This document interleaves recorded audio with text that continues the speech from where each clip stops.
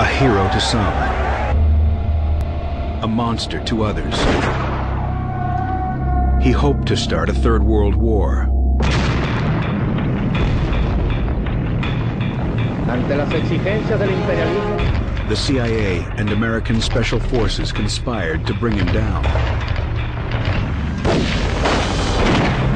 His death is shrouded in mystery, his body secretly buried in an unmarked grave. But the man they hoped the world would forget is the man who would become a legend.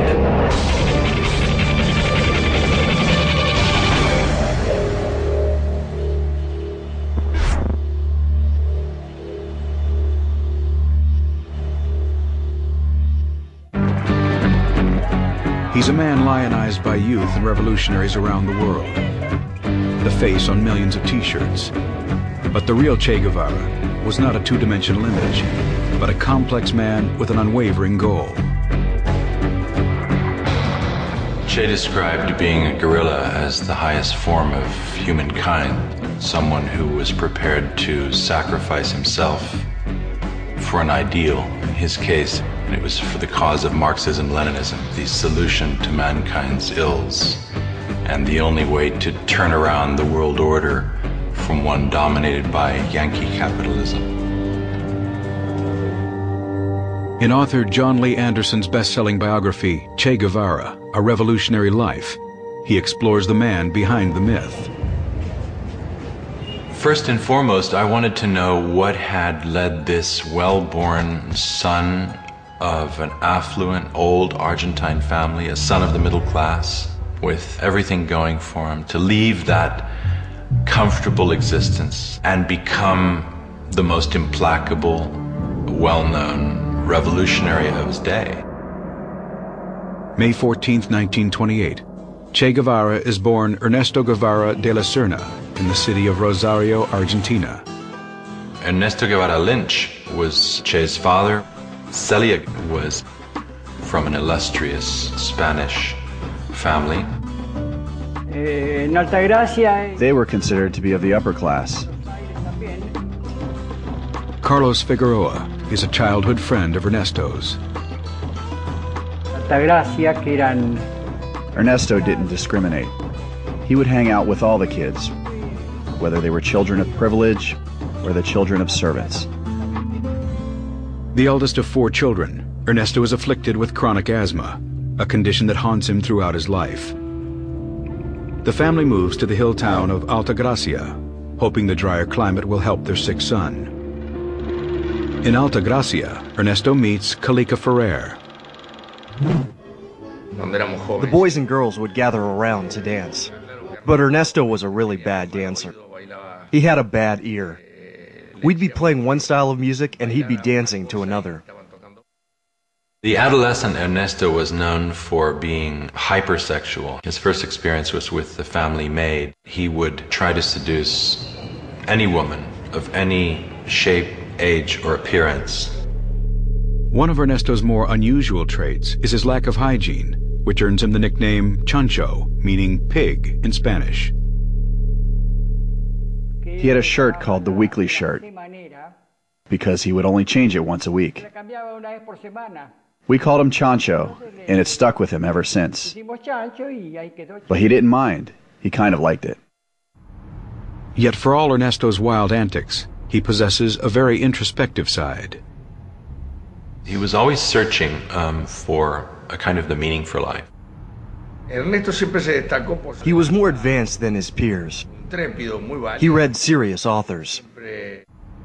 Nehru and Gandhi and Steinbeck and Faulkner and Mussolini. He was a voracious reader.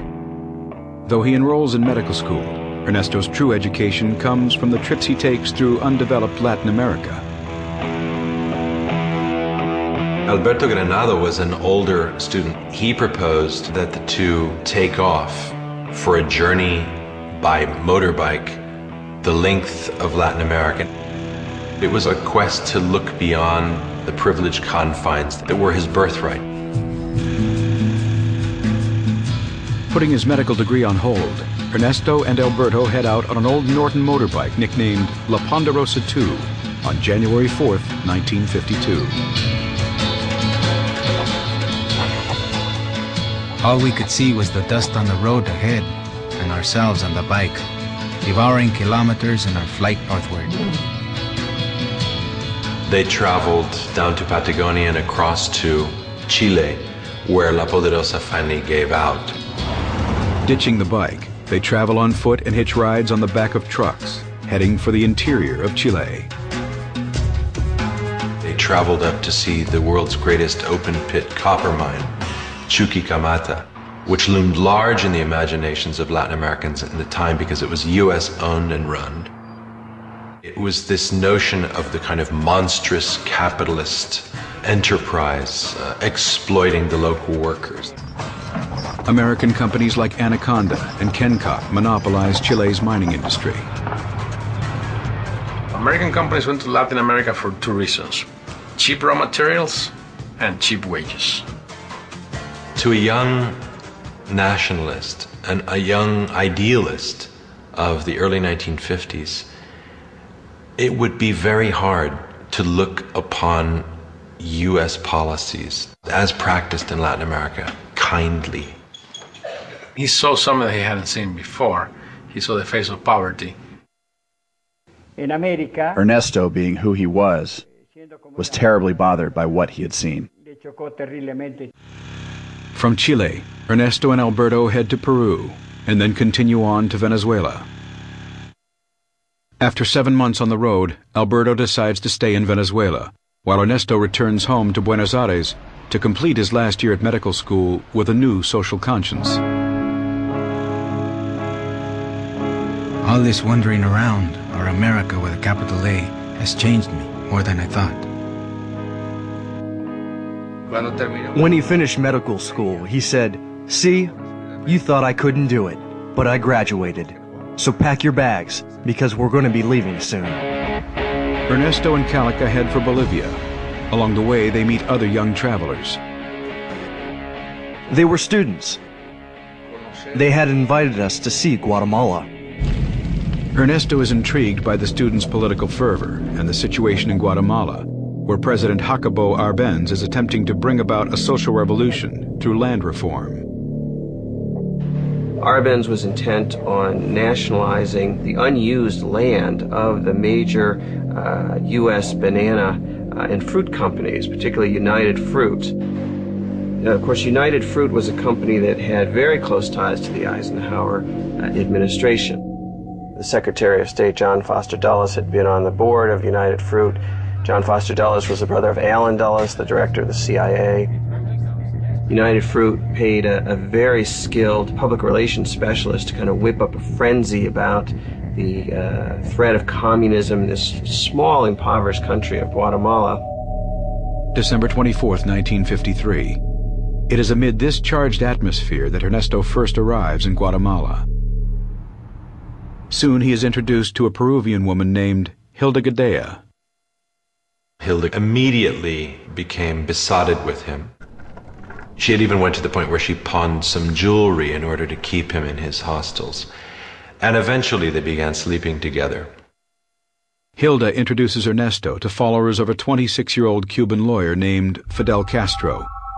He had led an attack on the Moncada military barracks, the second largest military garrison in Cuba, in an audacious attempt to overthrow Cuba's president, General Fulgencio Batista.